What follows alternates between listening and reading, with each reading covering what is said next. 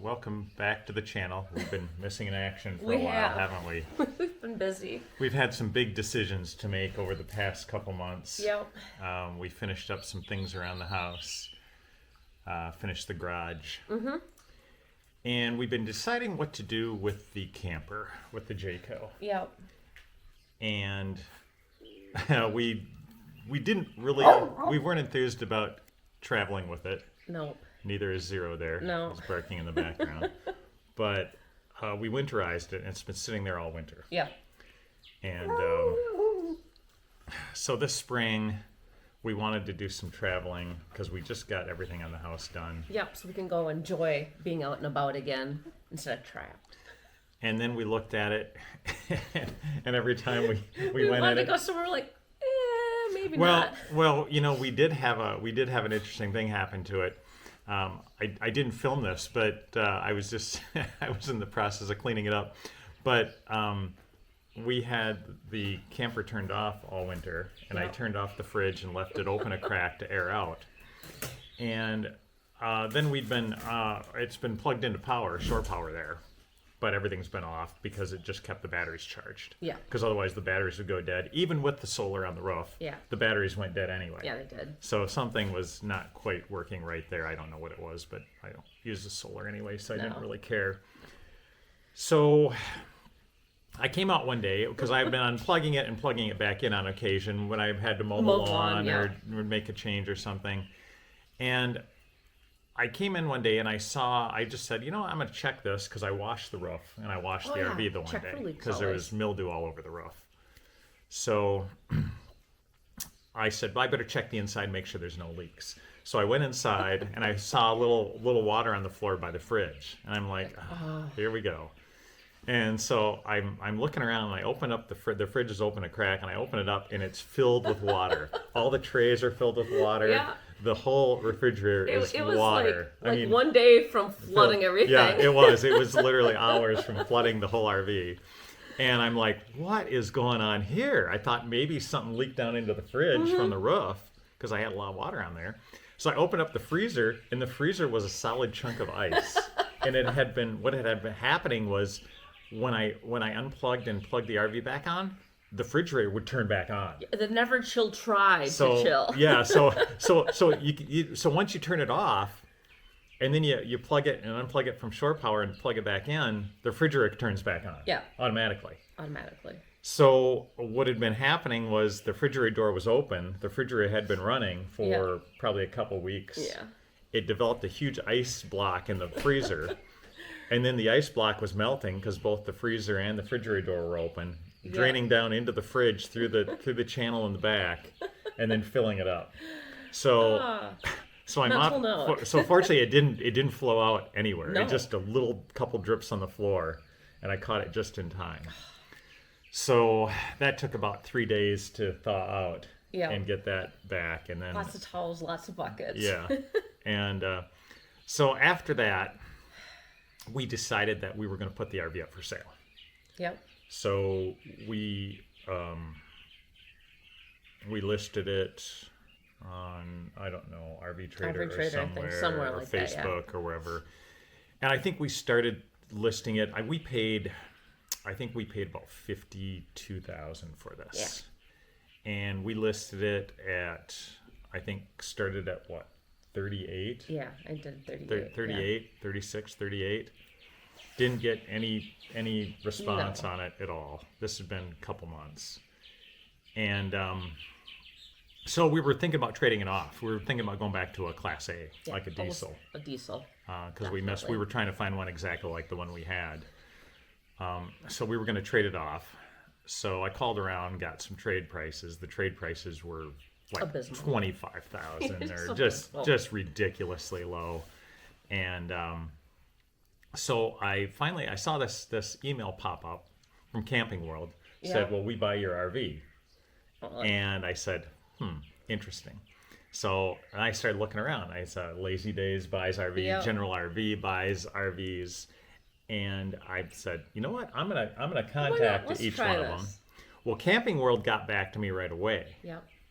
And they offered me I think 29,000 or 28,500 Yeah. to buy it outright. None of the other ones got back to me Of course for, well, I don't know how long. not. It was. So I call it. So we kind of talked about it, Yeah, and well, they said so I called them and they said, well, we can consign it, and if we consign it, we'll give you 36,000, but it could take months. Yeah. Well, the registration was up, and here the registration was about $1,000 a year. So rather than pay that, we just said, you know what? Let's just get rid of it. We'll put the money in the market for a while, and start over.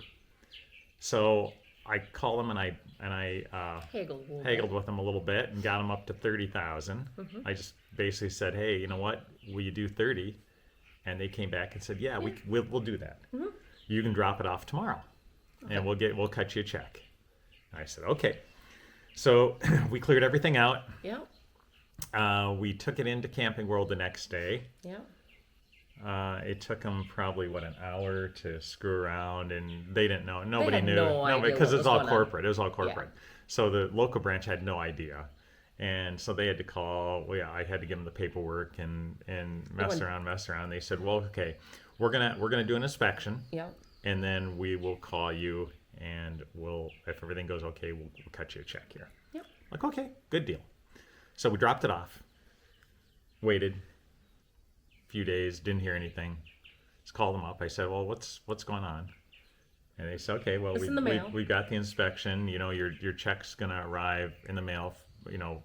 Probably 7 working days. I'm like, okay. Do you need the title or anything? No, we got photocopies of everything. That's all we need. anything? No, do you need me to sign anything? No. No, we're all didn't, good. Didn't sign a thing. No. Other than they sent me some paperwork online that I signed, just a purchase agreement or something. And so I waited 5-7 days, nothing, no check in the mail, no nothing. 10 days, nothing. So I called them up and I said, hey, what's going on with this? They said, oh, well, yeah, we're going to get your check. Your check should be arriving here. We just need to make sure that, I go, you got all the paperwork, right? Yep. All right. Well, the check will arrive, 7 to 10 working days. Yeah. So it was a holiday. It was over Easter. Yep. So we gave them a few days. 10 days later, nothing. So finally, I emailed them again. I said, well, what's going on here? And then they sent me a power of attorney purchase agreement. The RV was apparently out in Arizona. Yeah. So they moved it. They transferred it to Arizona, and the dealer out there, the Camping World out there, sent me the paperwork to sign, purchase agreement, all the other stuff, all the official stuff. And I signed it, and I waited a couple days because I emailed them. I said, well, how long after I sign this am I going to get the check? Yep. And no response.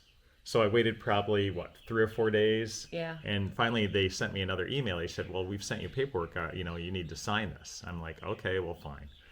So I signed it and didn't hear anything for a few more days. Called them up and said, hey, what's the deal with this? Oh yeah, we're gonna get you a check here. You sign the paperwork. Well, what we got to do is we're gonna mail it. We're gonna FedEx it to your local Camping World, and then they should get it like tomorrow or the next day. Next day. And because we're gonna FedEx it, and you go in, you give them your title. Yeah. And then sign the title, and they'll hand you the check. I'm like, okay, fine, whatever. And so this had been a month now. Yeah. This has been going on a month. After their email says, we'll buy your RV and pay you in 24 hours. This has been a month. Longest 24 hours ever. So we happened to be driving by Camping World. Yep. And we stopped in 2 days later. And of course, Nobody knew anything. Nobody knew anything. So they had to trace it down. They're like, oh, we don't know. And then so the guy comes out and he goes, yeah, I talked to Lupe, and she said that they're cutting a check, and it should take 5 to 7 business days for us to get the check. And then you can come in and do it. And I'm like, all right. I said, well, why don't you just call me when you get the check? He's too trusting of me. And because I was just shaking my head. Oh, yeah. And I was like, well, so much for 24 hours. But so now we've been on 35 34 days, 35 days here. Still waiting on the check. Yep. Nobody's called. Nobody's said anything. No. So So if you think you're going to sell your camper and get your money in 24 hours, we thought it was going to be easy. I mean, we probably could have sold it outright for $30,000. yeah, And got paid for it right away. true. And you know, But you just think it's easier dealing with them because Well, you don't yeah, have to, 'cause you we don't have would- to do a bank or anything else. because we could sell it right away. We didn't have to register it again. Yeah. And pay that fee because we were gonna sell it before the registration expired. So and cancel the insurance and everything else. So we've still got the insurance on it. Yep, because it's still ours legally. So we've had to hold the insurance for that long. And so I was going to call them back and renegotiate terms with them because it took them so long. But then they'd have to redo the I- paperwork. That frightens me. I couldn't do it. So we're still in limbo here. Yeah, I know people have said, I've heard the horror stories of Camping World. I thought, okay, well maybe selling to them is easier. Yeah. No, it's not. It's not. It's just as bad as buying, I'm sure. But so we'll continue to wait here, I guess, and we'll give everyone an update if we ever get paid for this, and then we can maybe go look for something else. Like I said, maybe we'll probably end up buying a used diesel pusher, just like we had same year. Similar. Tiffin. Got to be a Tiffin. Gotta be a Tiffin. It's got to be a Tiffin. Gotta be a Tiffin. So, if we can find that, I've got my eye on a couple ones, but We'll see where it goes. yeah, we'll see. If we get paid. Or when.